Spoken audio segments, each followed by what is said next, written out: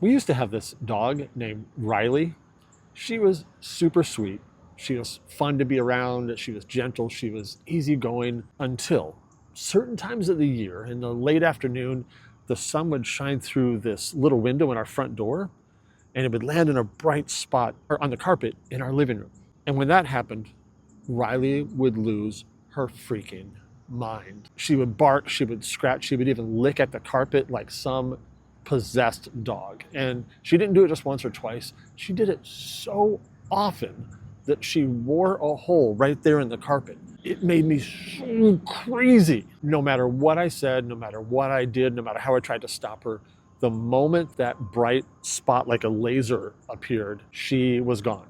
Obsessed, she was crazy, fixated, she was out of control. We ended up having to cover the window, not because we wanted to. We really enjoyed the sunlight coming in the afternoons, but if we didn't cover the window, the damage would just keep happening. Here's why I bring this up. We all know people like Riley. They're calm, they're pleasant, they're enjoyable until that thing happens and all of a sudden out of nowhere, the crazy appears. It might be a topic like politics or parenting or religion or masks or vaccines or sports. It might be a person like a certain coworker or a sibling or a neighbor.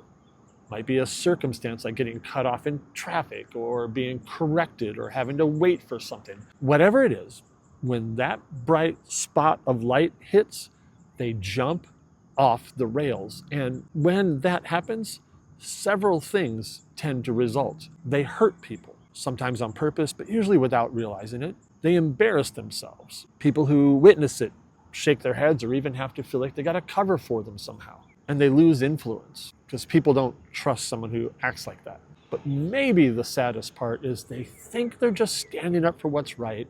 They think they're just being honest or just being passionate. But the truth is, any one of those things without self-control can damage or break things. And here's the part we don't really like to admit is that sometimes we are that person. Sometimes we are Riley.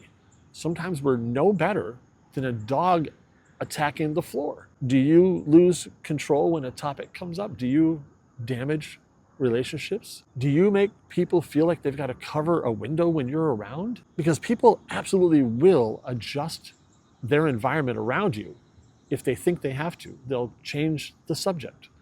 They'll avoid certain conversations. Sometimes they'll just avoid you. So if that's you, you've got two choices. Option number one is you can try to avoid the sunlight, try to make sure that you're never in a room where your trigger might show up. Or option number two, you can grow up in that area.